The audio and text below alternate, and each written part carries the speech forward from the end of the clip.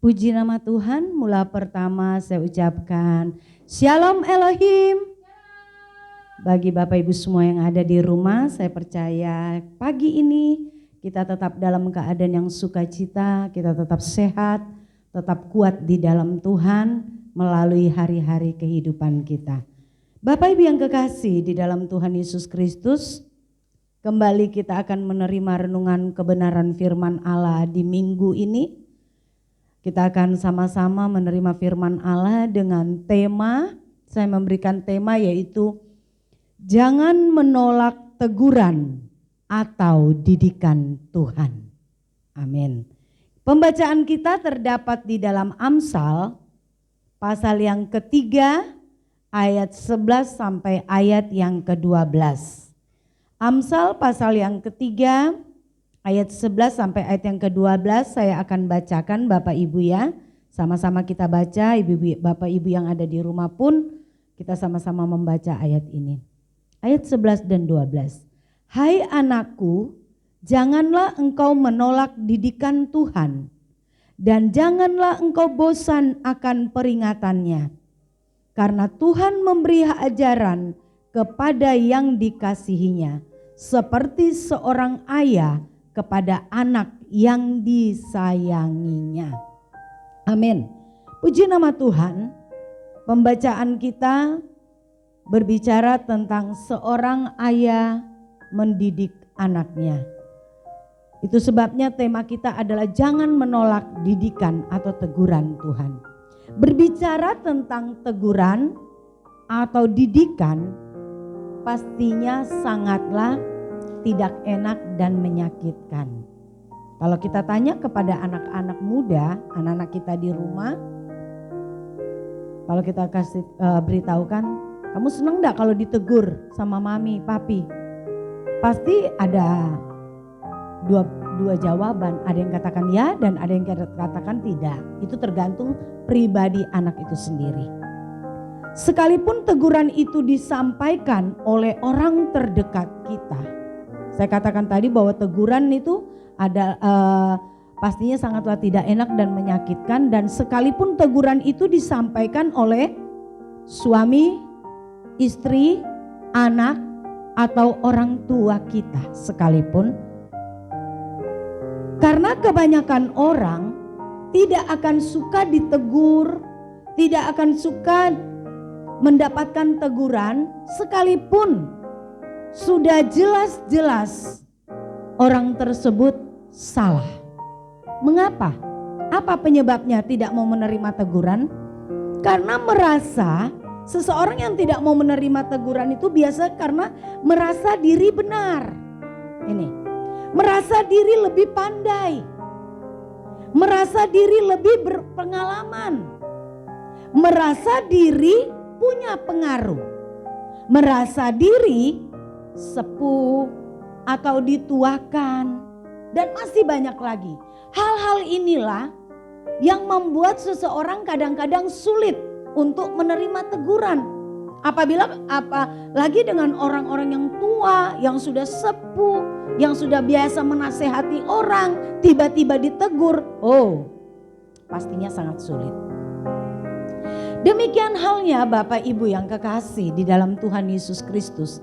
Kehidupan kita sebagai orang percaya, di mana seperti seorang ayah di dunia yang selalu menginginkan yang terbaik kepada anak-anaknya, dan bukti kasih orang tua itu kepada anak bukan hanya dibuktikan dengan cara membelai-belai anak. Oh, anakku sayang. Mungkin waktu bayi orang tua masih suka membelai-belai, mengayu-ngayu. Atau mungkin juga yang dewasa ada yang suka begitu, bahkan ada orang tua yang sama sekali tidak suka membelai anak karena dia menunjukkan kasihnya dengan cara yang berbeda. Dan juga mungkin dibuktikan lewat apa? Tidak hanya membuktikan kasih orang tua itu bukan hanya untuk memenuhi segala keinginan anak. Ini, selain membelai-belai anak, membuktikan dengan memenuhi setiap keinginan anak. Nah di sini kasih orang tua harus dibuktikan dengan melalui apa? Sebenarnya yang paling terbaik kasih orang tua adalah dibuktikan dengan tindakan, dengan menegur, mendidik saat anak itu dalam melakukan sebuah kesalahan.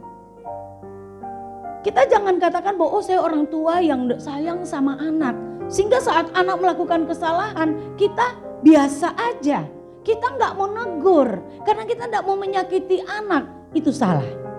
Sebagai orang tua, siapapun orang tua yang ada di dunia ini, saat kita melihat anak kita bersalah, maka cara kita yang terbaik adalah menegur. Dan teguran itu masing-masing orang tua berbeda-beda cara di dalam menegur anak. Yang tujuannya adalah supaya anak itu bisa memperbaiki kesalahannya. Dan tidak menjadi anak yang masa bodoh.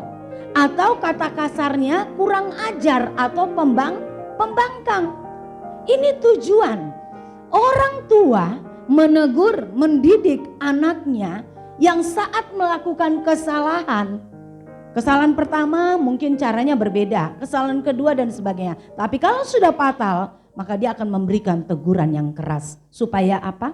Supaya anaknya bisa berubah. Demikian halnya dengan Bapa kita.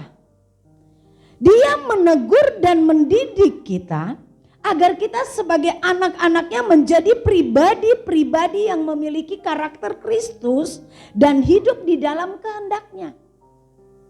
Kalau Bapa di dunia saja mampu mendidik dan menegur anaknya, maka Bapa kita, dia lebih mendidik kita, dia lebih menginginkan kehidupan kita sebagai umatnya menjadi pribadi-pribadi yang memiliki karakter.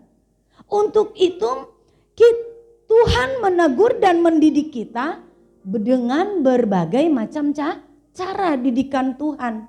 Dia menginginkan kita sebagai umatnya memiliki kehidupan yang senantiasa hidup di dalam kehendaknya, memiliki kehidupan yang senantiasa menyenangkan hati Tuhan. Maka didikan Tuhan, cara Tuhan mendidik kita lewat berbagai macam cara. Bisa dengan cara apa? Didikan Tuhan datang lewat kebenaran firman Allah yang kita dengar, yang kita baca. Itu cara Tuhan mendidik kita. Atau lewat apa? Bisa lewat orang-orang di sekitar kita. Keluarga kita seperti tadi saya katakan. Suami, istri, anak, orang tua. Bahkan bisa lewat teman dekat. Bisa lewat pimpinan atau bos di tempat bekerja kita. Atau sebagai anak sekolah, mahasiswa. Bisa lewat guru atau dosen. Jadi setiap teguran-teguran yang mereka berikan itu jangan kita abaikan. Karena percayalah bahwa lewat teguran yang mereka berikan itu mungkin cara Tuhan untuk mendidik kita. Seperti orang yang bekerja di satu perusahaan, di satu tempat. Saat bos itu menegur kita melakukan kesalahan, jangan bersungut-sungut. Karena teguran Tuhan, didikan Tuhan bisa lewat pimpinan di dalam pekerjaan kita. Atau bisa lewat kejadian-kejadian hidup. Sepertinya apa?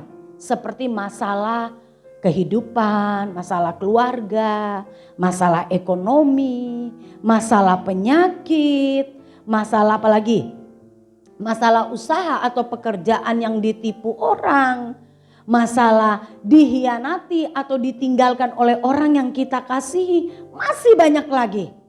Lewat masalah dalam kehidupan kita sehari-hari, kejadian hidup sehari-hari, itu bisa cara Tuhan untuk menegur dan mendidik kita.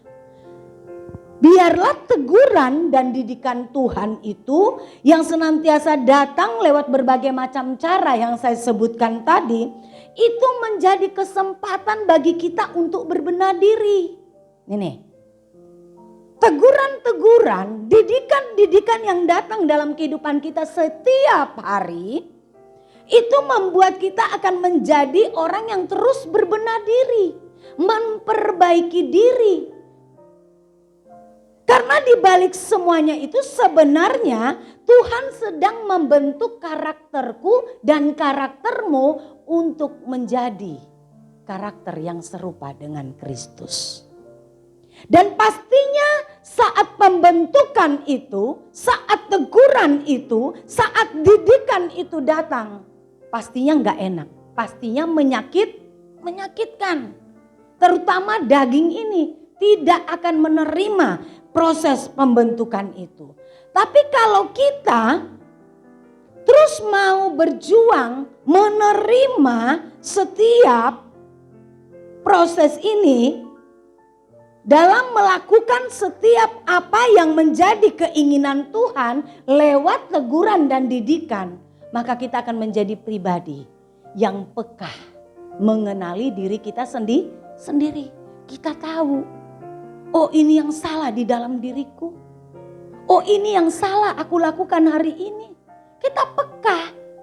Tapi saat seseorang tidak pernah dididik, maka dia tidak akan pernah peka dengan kesalahannya. Karena dia menjadi orang yang masa bodoh. Berulang-ulang dia lakukan kesalahan terus. Karena tidak pernah dididik dan ditegur.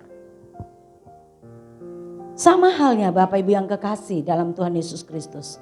Yang dialami oleh pemazmur di dalam Mazmur 119, kita lihat ya. Mazmur 119 ayat 6 dan ayat 67 dan 71. Ayat 67 dikatakan, sebelum aku tertindas aku menyimpang, tetapi sekarang aku berpegang pada janjimu. Ayat 71, bahwa aku tertindas itu baik bagiku, supaya aku belajar ketetapan-ketetapanmu. Di dalam ayat 67 dan ayat 71 ini mengatakan bahwa betapa luar biasanya pemazmur meresponi teguran yang datang dalam kehidupannya. Karena sebelum merasakan tertindas, sebelum dia ditegur oleh keadaannya yang ada yang tertindas, pemazmur ini hidup dalam kenyamanan. Yang membuatnya menyimpang dari jalan Tuhan dan kehidupannya menjadi serupa dengan orang-orang fasik pada waktu itu.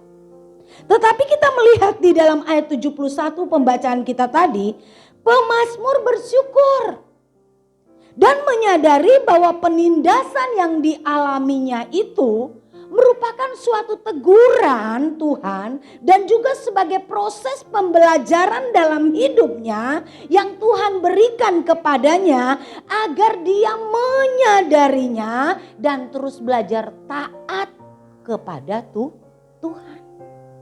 Demikian dengan kehidupan kita. Itu sebabnya di dalam Ibrani pasal 12 ayat 5 dan 6 saya akan bacakan. Dan sudah lupakah kamu akan nasihat yang berbicara kepada kamu seperti kepada anak-anak?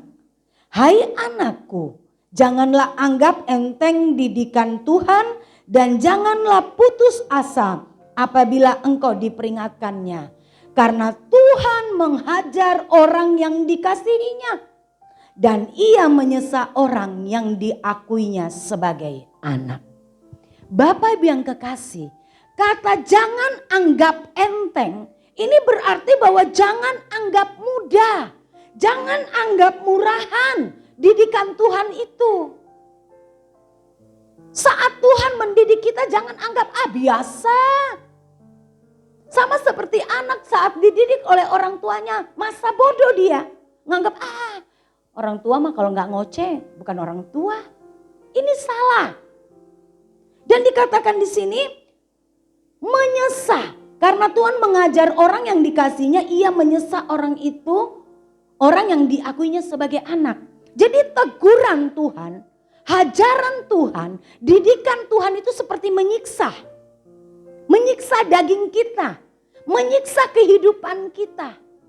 Tetapi percayalah kepada Tuhan bahwa setiap peristiwa-peristiwa yang membentuk kita, yang datang dalam kehidupan kita, yang menegur kita, tujuannya apa? Karena Tuhan ingin didik saya dan saudara. Itu sebabnya mari terima didikan. Kita akan belajar di sini ya Bapak Ibu untuk lebih jauh lagi. Mengapa Tuhan menegur dan mendidik kita. Ada 3 poin di sini yang akan saya bawakan. Yang pertama, Tuhan mendidik dan menegur kita karena Tuhan mengasihi kita. Itu sebabnya Tuhan tidak mau kita binasa. Itu sebabnya dididik, ditegur.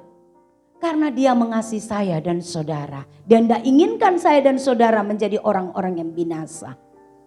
Di dalam Wahyu pasal 3 ayat 19. Bapak Ibu bisa baca juga di rumah, kita buka sama-sama. Wahyu pasal 3 ayat yang ke-19 katakan. Barang siapa kukasihi, ia kutegur dan kuhajar. Sebab itu relakanlah hatimu dan bertobatlah. Ini. Jadi orang yang dikasihi adalah orang yang ditegur dan dihajar. Bapak Ibu yang kekasih, saya ada baca satu buku. Sorry maaf. Storing.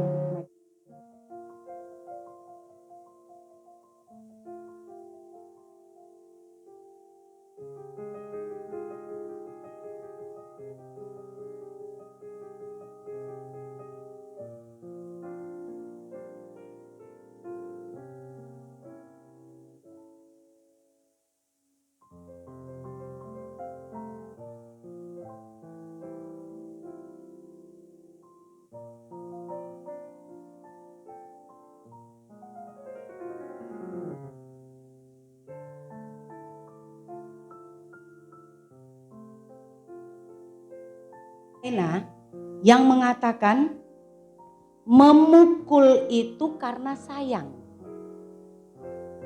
marah itu karena cinta. Makanya pepatah ini biasa digunakan oleh orang tua pada zaman itu untuk mendidik anak-anak mereka. Karena bagi mereka memukul itu karena sayang, marah itu karena cinta. Nah, kita melihat tidak sedikit zaman dulu orang tua betapa mendidik anaknya begitu keras. Cara didikan orang tua zaman dulu dan zaman sekarang itu berbeda banget. Saya ingat banget bagaimana waktu saya masih kecil dididik begitu keras gitu. Nah, ini juga yang digunakan oleh orang-orang pada waktu itu, orang China dan orang-orang kuno. Mereka memiliki pepatah bahwa memukul itu karena sayang. Ini tidak salah. Tapi jangan sedikit-sedikit anak-anak dipukul. Karena itu juga tidak baik. Kalau memang itu sudah keterlaluan, orang tua berhak memukul. Karena firman Tuhan katakan, pukullah dengan rotan saat anak itu sudah melakukan kesalahan. Nah, di sini dikatakan bahwa apa? Orang yang dikasihi Tuhan itu adalah orang yang siap ditegur, dihajar, dan dididik. Makanya kalau kita mendapati saat teguran dan didikan itu datang, biarlah kita mau belajar untuk tidak marah, untuk tidak ngambek, untuk tidak kecewa, dan tidak bersungut-sungut, tetapi kita harus rela menerima dan mau berubah. Hai anak muda, ingat, anak-anak muda yang mendengarkan kebenaran firman pada pagi ini. Saat orang tuamu menegur engkau, entah itu dengan perkataan yang lembut, entah itu dengan suara yang keras, karena memang biasanya temperamen seorang tua itu berbeda-beda dalam menyampaikan kata atau ucapan atau didikan, terimalah dengan ucapan syukur. Karena tidak ada orang tua yang menginginkan engkau menjadi orang yang tidak baik. Tidak ada orang tua di dunia ini yang menginginkan engkau menjadi anak yang tidak berhasil. Tetapi semua orang tua di bumi ini menghendaki bahwa anak-anaknya menjadi anak-anak yang berprestasi, anak yang sukses, anak yang diberkati, setidak-tidaknya anak yang hidup di dalam kebenaran firman Allah, itulah yang menjadi utama. Makanya orang tua mendidik. Nah, saat orang tuamu mendidik, saat orang tuamu menegur, saat orang tuamu mungkin tiba-tiba menghajar karena kesalahan yang engkau lakukan sangat fatal, anggaplah dan perkatakan di dalam dirimu bahwa orang tuaku mengasihi aku. Seperti kehidupan Bapa kita. Dia tidak membiarkan kita sebagai umatnya binasa. Seperti yang dialami oleh jemaat di Laodikia. Kita tahu di dalam Wahyu pasal 3 ayat 14 sampai ayat 19. Laodikia adalah kota yang terkenal makmur, kaya dengan industri garmennya, memiliki obat mata, salep mata, dan perbankannya. Tetapi kita melihat di sini dengan kelimpahan yang dimiliki oleh jemaat Laodikia membuat mereka merasa nyaman dengan keadaan yang ada dan membuat mereka menjadi orang-orang yang sombong. Dengan berkeadaan seperti ini, jemaat Laodikia menjadi semakin jauh dari Tuhan karena merasa dirinya kuat, merasa dirinya hebat, merasa dirinya punya segalanya. Dan akhirnya didapati bahwa kondisi rohani mereka menjadi suam-suam kuku, yaitu tidak dingin dan tidak panas. Arti katanya kehidupan mereka tidak percaya sepenuhnya kepada Tuhan. Dan Tuhan menegur, Tuhan tidak mengendaki jemaat seperti ini. Tuhan mau jemaat yang dibangun adalah jemaat yang benar-benar hidup di atas kebenaran firman Allah. Bukan karena jemaat yang terbangun karena kesombongan, karena merasa diri tidak membutuhkan siapa-siapa lagi, merasa diri sudah kuat. Sehingga kalau mereka mau menyembah Tuhan ya nyembah, kalau tidak ya tidak, menjadi jemaat yang masa bodoh dan sombong. Akhirnya di dalam ayat yang ke-16 kalau Bapak Ibu baca di dalam Wahyu pasal 3, di situ bisa Bapak Ibu baca sendiri ya. Wahyu pasal 3 ayat 19 dikatakan apa? Teguran Tuhan datang dengan keras kepada jemaat yang ada di Laodikia, dikatakan bahwa apa? Aku akan memuntahkan mereka. Jemaat Laodikia, jika mereka tidak mengalami perubahan dalam kehidupan mereka, dalam kesombongannya, dalam keangkuhannya, yang merasa diri tidak membutuhkan Tuhan, padahal mereka menyebut Tuhan, mereka tetap beribadah. Tetapi sesungguhnya ibadah mereka adalah ibadah tradisi. Dan akhirnya di sini Tuhan menegur dengan keras.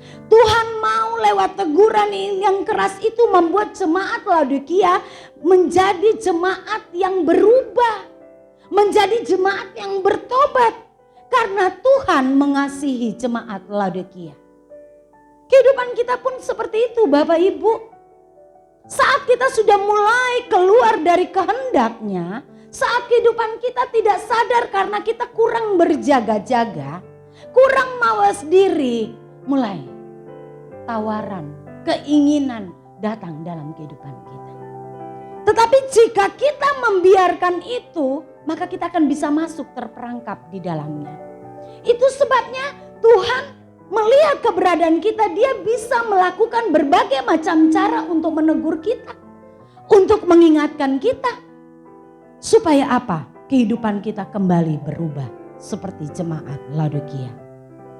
Mazmur 103 ayat 13 sampai 14 katakan apa? Saya catat di sini. Sejauh timur dari barat, demikianlah dijauhkannya daripada kita pelanggaran kita. Seperti Bapa sayang kepada anak-anaknya, demikian Tuhan sayang kepada orang-orang yang takut akan Dia. Jadi ini yang pertama. Yang kedua, mengapa Tuhan mendidik dan menegur kita? Karena Tuhan mau kita hidup di dalam kekudusannya. Tuhan mengasihi kita dan Tuhan ingin kita hidup kudus. Di dalam Ibrani pasal yang ke-12 ayat 10b katakan apa? Tetapi Dia menghajar kita untuk kebaikan kita supaya kita beroleh bagian dalam kekudusannya. Hidup kudus dan tidak bercacat sesungguhnya adalah kehendak Tuhan bagi hidup kita orang percaya. Dan itu mutlak harus kita miliki. Tuhan mendidik dan menegur lewat berbagai macam cara agar kita mengambil bagian dalam kekudusannya. Karena Tuhan itu kudus, maka dia mau kita sebagai anaknya, kita sebagai umatnya kudus pula.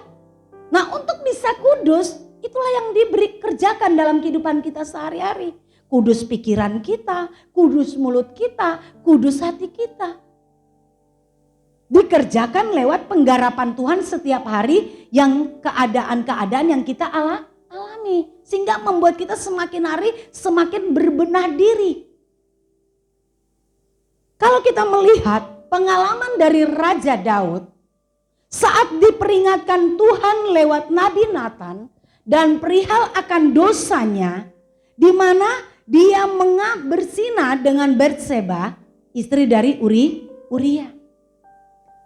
Saat dia sudah jatuh di dalam dosa, Daud ditegur oleh Nabi Nathan. Tapi kita melihat di sini, saat teguran itu datang dalam kehidupan Daud, responnya menerima teguran dan didikan itu adalah apa? Tidak marah, tidak ngambek, tidak bersungut-sungut. Sebaliknya dikatakan apa? Di dalam ayat yang ke-13 ya, kalau Bapak Ibu bisa baca di dalam 2 Samuel pasal yang ke-12. 2 Samuel pasal 12 ayat 13 katakan apa? Aku sudah berdosa kepada Tuhan. Saat Daud ditegur oleh Nabi Nathan akan dosanya, akan perzinahannya yang menghina Tuhan, Daud pun tidak berkata, oh aku kan tidak sengaja, oh aku kan begini, oh aku kan kalap, aku kan begini. Tidak. Tetapi dia mengakui bahwa dia berdosa. Sikapnya tidak menolak teguran itu. Tetapi dia meresponi, menerima dan minta ampun. Tetapi akibat dari dosanya ada harga yang harus dibayar oleh Daud. Harganya apa? Anaknya dari Batseba mati di ayat 14. Lewat pengalaman Raja Daud ini Bapak Ibu yang kekasih, kita diajar Tuhan bahwa apa? Tuhan mengampuni dosa kita. Dan Tuhan mengasihi kita. Saat Tuhan mengampuni dosa kita, dia mengasihi kita. Dia mendidik kita dengan caranya. Setiap apapun yang kita lakukan itu berarti ada harga yang harus dibayar. Tuhan mau. Saat kita sudah diampuni dosa kita, Tuhan mau supaya kita dididik. Kita harus bertanggung jawab. Karena ada harga yang harus kita bayar. Bukan berarti, oh aku sudah diampuni dosaku, ya sudah aku senang, aku merdeka, aku gak melakukan apa-apa. Tidak. Sama seperti pada saat Yesus mati di atas kayu salib menebus dosa seluruh umat manusia. Tapi bukan berarti kita menjadi orang-orang yang sampai. Bukan berarti karena dosa kita sudah diampuni kita menjadi kekristenan yang duduk-duduk manis. Dan akhirnya waktunya tiba kita masuk surga. Tek masuk surga. Enak men. Gitu kan? Tetapi ada proses yang harus kita kerjakan. Karena saat Yesus mengampuni dosa kita bukan berarti kita tidak bisa berbuat dosa lagi. Kita masih bisa berbuat dosa. Karena manusia kita ini ada natur dosa di dalamnya. Itu sebabnya kita harus menjaga diri kita untuk terus hidup di dalam kebenaran lewat kita senantiasa menghidupi diri kita dengan kebenaran. Dan berjuang terus. Makanya Tuhan mendidik kita, Tuhan menggarap kita. Dan lewat garapan Tuhan setiap hari melalui teguran dan peristiwa-peristiwa kejadian hidup itu membuat kita menjadi kekristenan yang terus berbenah diri. Sehingga kita hidup di dalam kekudusannya. Dan ini Bapak Ibu yang kekasih, prosesnya bukan 1 jam, bukan 1 minggu, tetapi prosesnya seumur hidupku dan hidupmu. Kita akan terus berjuang untuk hidup di dalam kekudusan. Di dalam 1 Tesalonika pasal yang keempat ayat 7 katakan, Allah memanggil kita bukan untuk melakukan apa yang cemar, melainkan apa yang kudus. Allah memanggil saya dan saudara bukan untuk melakukan yang cemar. Mungkin Bapak Ibu katakan apa? Oh, saya tidak berzina. Saya tidak mengambil istri orang. Saya tidak melakukan hubungan seks di luar nikah. Oh, saya kudus. Bukan itu saja. Pikiranmu. Saat pikiranmu sudah mulai kotor. Saat pikiranmu mulai memikirkan hal-hal yang tidak benar. Itu berarti engkau tidak hidup di dalam kekudusan. Saat engkau melihat seseorang, sekalipun engkau tidak melakukan persinahan, praktek persinahan, tetapi engkau mengingini saja di dalam pikiranmu yang orang lain tidak tahu, maka itu sudah berzina dan itu tidak kudus di hadapan Tuhan. Jadi ini yang perlu kita selalu mawas diri, berbenah. Pikiranku, hatiku, tindakanku, biarlah selaras dengan kehendaknya Tuhan. Jadi mari kita terus berjuang hidup di dalam kekudusan.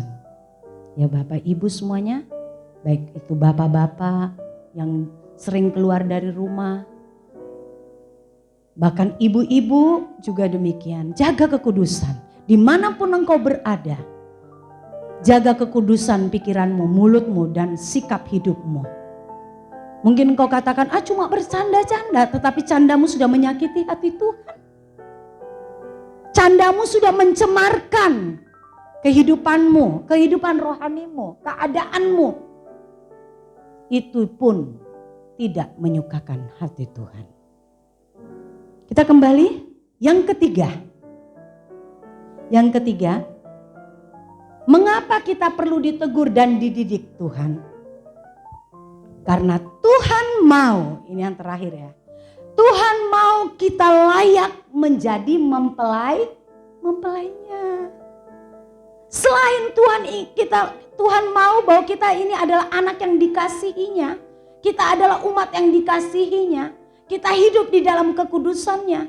Maka Tuhan juga mau kita menjadi umat yang layak menjadi mempelainya. Nah, untuk sebuah kelayakan itu, teguran didikan Tuhan dalam kehidupan orang percaya merupakan proses hidup yang dijalaninya dengan penuh perjuangan. Dengan demikian, kesuksesan terbesar orang percaya dalam perjuangan iman itu apabila dia layak menjadi mempelainya. Jadi kesuksesan orang percaya itu bukan pada apa yang dia miliki di dunia ini. Perlu kita ingat, kesuksesan orang percaya bukan pada apa yang diraihnya di dunia ini. Tetapi kesuksesan kita sebagai orang percaya apabila kita mampu berjuang, terus berjuang sampai akhir hidup kita hidup kudus berkenan kepada Allah dan kita layak untuk menjadi mempelai Kristus yang kita akan bertemu bersama dengan Dia. Kita akan lupa bahwa perjuangan kita berat. Lupa bahwa betapa kita dalam perjuangan kita tertatih-tatih mengalami sakit, daging kita dihabiskan. Keinginan-keinginan kita mulai dikuras. Sehingga yang ada hanyalah keinginan untuk kemuliaan Tuhan. Secara manusia mungkin kita lihat orang di luar, kita mungkin merasa rugi banget hidup seperti ini, tapi tidak. Seseorang yang sudah mengalami Tuhan tidak akan pernah mengalami kerugian saat dia mengabdi, mengasihi Tuhan. Secara manusia seperti sendiri. Secara manusia seperti orang yang tidak bodoh. Secara manusia seperti orang yang tidak bisa berbuat apa-apa. Tetapi ingatlah, apapun yang ada di dalam dunia ini kita bisa lakukan. Tetapi bukan kita terikat di situ. Karena apa? Kita mau menjadi mempelai-mempelainya Tuhan. Kita mau, goal kita adalah bertemu dengan Tuhan. Bersuka dengan Tuhan. Dan betapa indah dan manisnya saat kita bertemu. Seperti 5 darah yang bijaksana. Saat mempelai itu datang. Mereka katakan, suara itu katakan apa? Song-songlah dia. Mempelai datang. Betapa luar biasanya kita membayangkan. Bisa kita bayangkan Bapak Ibu, saat Bapak Ibu menikah dalam pernikahan.